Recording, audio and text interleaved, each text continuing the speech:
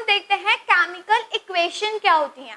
ठीक है, chemical equation वो होती हैं जिसमें हम केमिकल रिएक्शन को सिंबल्स या फिर फॉर्मूले के बेसिस पे रिप्रेजेंट करते हैं, तो उन इक्वेशंस को हम कहते हैं केमिकल इक्वेशंस। जब हम किसी भी केमिकल रिएक्शन को सिंबल या फॉर्मूला के बेसिस पे रिप्रेजेंट करते हैं तो ऐसी केमिकल इक्वेशंस ऐसी केमिकल रिएक्शंस कहलाती है केमिकल इक्वेशंस।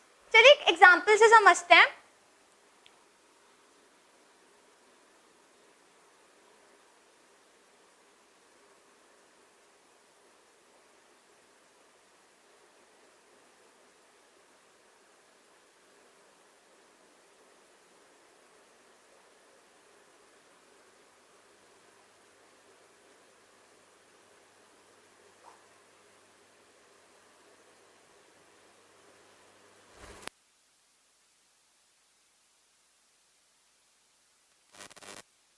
देखिए स्टूडेंट्स, ये एक इक्वेशन हो गई, ठीक है, बट ये जो इक्वेशन है ये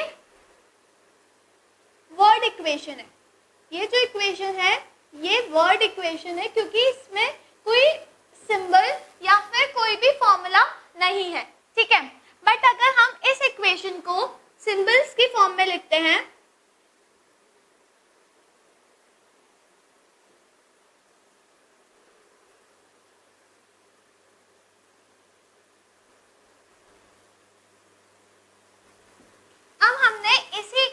को सिंबल की फॉर्म में लिख दिया, तो जब हमने इस इक्वेशन को सिंबल की फॉर्म में लिखा तो ये इक्वेशन बन गई केमिकल इक्वेशन।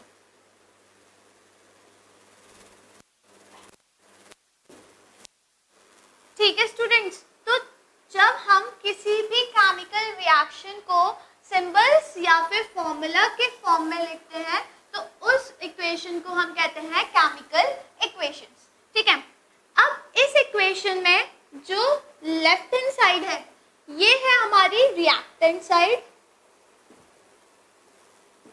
ठीक है, और इस इक्वेशन में जो साइड है वो है हमारी प्रोडक्ट साइड। रिएक्टेंट वो सब्सटेंसेस होते हैं जो केमिकल रिएक्शन में पार्टिसिपेट करते हैं एंड प्रोडक्ट वो सब्सटेंसेस होते हैं जो केमिकल रिएक्शन में न्यूज टू सब्सटेंस फॉर्म होते हैं, उन सब्सटेंस को कहते हैं हम products. And reactant and products के बीच में एक एरो साइन आता है। ठीक है, तो याद रखिएगा कि केमिकल रिएक्शन में दो पार्ट होते हैं। ठीक है, जब हम केमिकल इक्वेशन लिख रहे हैं तो दो पार्ट होते हैं, एक रिएक्टेंट साइड और एक प्रोडक्ट साइड। रिएक्टेंट्स वो सब्सटेंसेस होते हैं जो केमिकल रिएक्शन में पार्टिसिपेट करते हैं एंड प्रोडक्ट वो न्यू सब्सटेंस होते हैं जो केमिकल रिएक्शन का रिजल्ट होता है, जो किसी भी केमिकल रिएक्शन के बाद फॉर्म होते हैं। तो अगर हम सिंपली कहें तो केमिकल इक्वेशन जो होती है वो शॉर्ट हैंड रिप्रेजेंटेशन होती है केमिकल रिएक्शन का। सो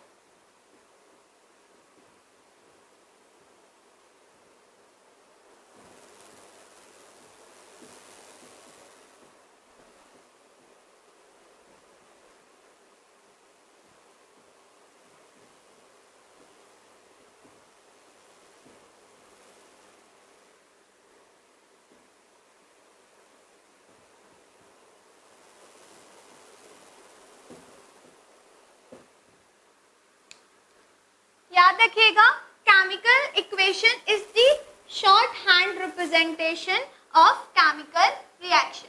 ठीक है, अब केमिकल रिएक्शन अगर हम केमिकल इक्वेशन अगर हम लिख रहे हैं तो केमिकल इक्वेशन में कुछ चीजें होती हैं जो हमें रिप्रेजेंट करनी होती है। तो चलिए अब हम देखते हैं कि क्या क्या वो चीजें होती हैं जो हम केमिकल इक्वेशन में रिप्रेजेंट करते हैं, जिससे केमिकल इक्वेशन और ज्यादा इंफॉर्मेटिव हो जाती है। चलिए स्टूडेंट्स, अब हम देखते हैं कि हम केमिकल इक्वेशन को और कैसे इंफॉर्मेटिव बना सकते हैं। तो फर्स्ट हम उसमें फिजिकल स्टेट रिप्रेजेंट करते हैं। ठीक है, सेकंड हम उसमें हीट चेंजेस रिप्रेजेंट करते हैं कि हीट एब्जॉर्ब हो रही है या फिर हीट रिलीज हो रही है। एंड लास्ट थर्ड हम उसमें कंडीशन रिप्रेजेंट करते हैं कि कौन सी कंडीशन में वो रिएक्शन हो रही है। तो देखते हैं,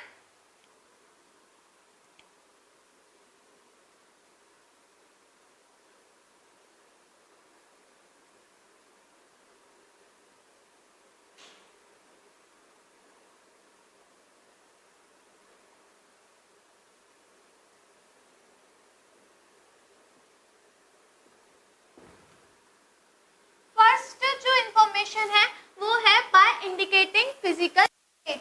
कोई भी अगर हमें केमिकल रिएक्शन अगर हम कोई भी केमिकल इक्वेशन लिख रहे हैं तो हम उसमें फिजिकल स्टेट मेंशन करते हैं। एक एग्जांपल देखते हैं।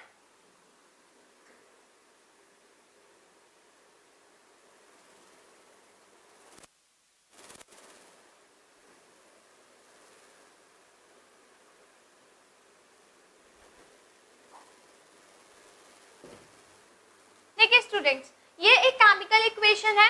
अब इस केमिकल इक्वेशन में हमें पता नहीं चल रहा कि किसकी क्या फिजिकल स्टेट है, कौन एक्वस फॉर्म में है, कौन सॉलिड है, कौन लिक्विड है, कौन गैस है, हमें नहीं पता चल रहा। बट अगर हम इसी केमिकल इक्वेशन में रिप्रेजेंट कि कौन सा सॉलिड है, कौन सी गैस है, तो हमें इंफॉर्मेशन और ज्यादा मिल सकती है।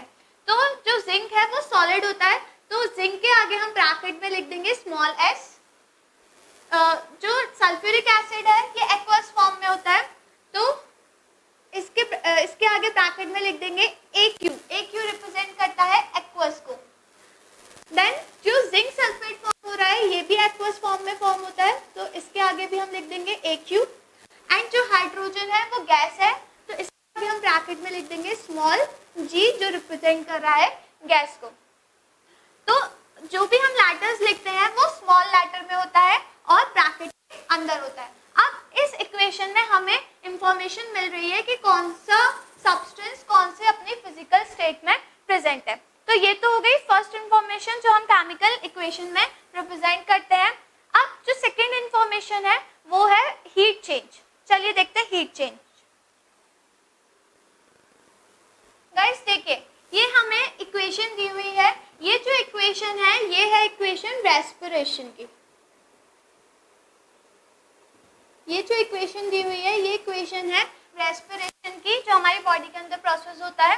तो रेस्पिरेशन में ग्लूकोज ऑक्सीजन के साथ कंबाइन होता है and carbon dioxide water form होता है, प्लस इसके साथ बहुत ज़्यादा एनर्जी रिलीज भी होती है, क्योंकि रेस्पिरेशन के प्रोसेस में हमें एनर्जी मिलती है, बॉडी को एनर्जी मिलती है, तो एनर्जी रिलीज होती है। बट अभी हमें इस इक्वेशन को देखकर पता नहीं चल रहा कि एनर्जी एब्जॉर्ब हो रही है या एनर्जी रिलीज हो रही है।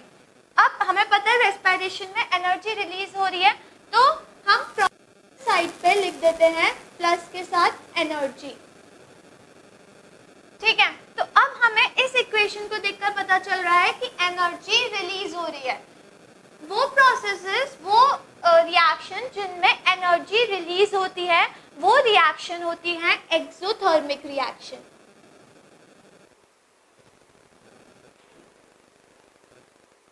याद रखिएगा कि वो रिएक्शन जिसमें हीट या फिर एनर्जी रिलीज होती है वो रिएक्शन होती है एक्सोथर्मिक रिएक्शन। इन रिएक्शन में जो हीट होती है वो रिलीज होती है। ठीक है, हीट कह लो, एनर्जी कह लो, तो एनर्जी या फिर हीट रिलीज होती है, तो ऐसी रिएक्शन को कहते हैं हम एक्सोथर्मिक रिएक्शन। अब हम देखते हैं एक एग्जांपल एंडोथर्मिक रिएक्शन का। एंडोथर्मिक रिएक्शन वो रिएक्शन होती है जिसमें हीट एब्जॉर्ब होती है। ठीक है, चलिए एग्जांपल देखते हैं। गाइस देखिए, ये हमें एक इक्वेशन गिवन है। इस इक्वेशन में नाइट्रोजन रिएक्ट कर रहा है ऑक्सीजन के साथ। अब इस इक्वेशन में जो हीट होती है वो एब्जॉर्ब होती है। ठीक है, बट अभी हमें इस इक्वेशन को देखकर पता नहीं चल रहा कि हीट एब्जॉर्ब हो रही है या हीट रिलीज हो रही है। तो हम क्या करेंगे कि रिएक्टेंट साइड पे हम लिख देंगे हीट। रिएक्टेंट साइड पे अगर हमने हीट लिखा तो इसका मतलब हीट एब्जॉर्ब हो रही है, और जब हम प्रोडक्ट साइड पे हीट या फिर एनर्जी शो करते हैं इसका मतलब कि हीट या एनर्जी रिलीज हो रही है। तो हमने इस इक्वेशन में लिख दिया रिएक्टेंट साइड पे हीट प्लस के साथ हीट, तो इसका मतलब इस रिएक्शन में जो हीट है वो एब्जॉर्ब हो रही है, और वो रिएक्शन जिसमें हीट एब्जॉर्ब होती है उन रिएक्शन को हम कहते हैं एंडोथर्मिक रिएक्शन। ठीक है, याद रखिएगा गाइस, जो ये रेस्पिरेशन वाला एग्जांपल है ये बहुत इंपॉर्टेंट है। एग्जाम में वन वर्ड में पूछ सकते हैं कि बताइए कि जो रेस्पिरेशन वाली रिएक्शन है वो एंडोथर्मिक प्रोसेस है या फिर एक्सोथर्मिक प्रोसेस है। तो अब याद रखिएगा कि जो रेस्पिरेशन है वो एक्सोथर्मिक है क्योंकि इसमें एनर्जी रिलीज हो रही है। ठीक है, तो ये तो हो गया हीट चेंज को इंडिकेट करना कि अगर एनर्जी रिलीज हो रही है तो हम प्रोडक्ट साइड पे प्लस साइन के साथ हीट या एनर्जी लिखते हैं, और अगर एनर्जी या हीट एब्जॉर्ब हो रही है तो हम रिएक्टेंट साइड पर प्लस साइन के साथ हीट लिखते हैं। ठीक है, अब हम देखते हैं थर्ड इंफॉर्मेशन जिससे हम अपनी केमिकल इक्वेशन को और ज्यादा इंफॉर्मेटिव बना सकते हैं। जो थर्ड इंफॉर्मेशन है वो है हमारी कंडीशन।